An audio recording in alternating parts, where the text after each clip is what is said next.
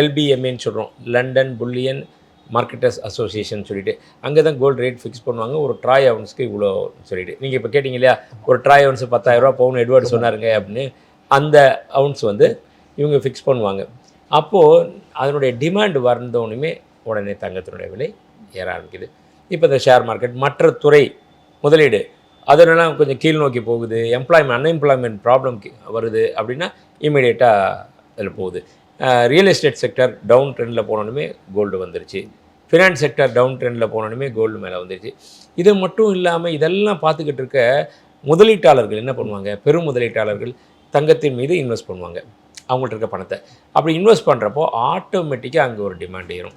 இது பல்வேறு காரணங்கள். அதான் இதெல்லாம் வந்து எல்லா ஒட்டுமொத்த காரணமும் ஒன்றுக்குள்ளே ஒன்று இங்கே வரவும், அதுக்கு பத்தாம ட்ரம்ப்பு அவர் செய்கிற வேலைகள் இன்னும் அதுக்கு மேலே ஒவ்வொரு நாளுமே ஒவ்வொரு ஸ்டேட்மெண்ட் விடுறது, அது கோமாளித்தனமாக தான் இருக்குது பார்க்குறதுக்கு. இது எல்லாமே இதனுடைய பாதிப்பில் போய் முடிஞ்சு தங்கம் வந்து நாளுக்கு நாள் விலை உயர்ந்துக்கிட்டே இருக்குது. இனி வரும் காலங்களில் கூட கண்டிப்பாக உயரும் அப்படின்றது என்னுடைய கருத்து.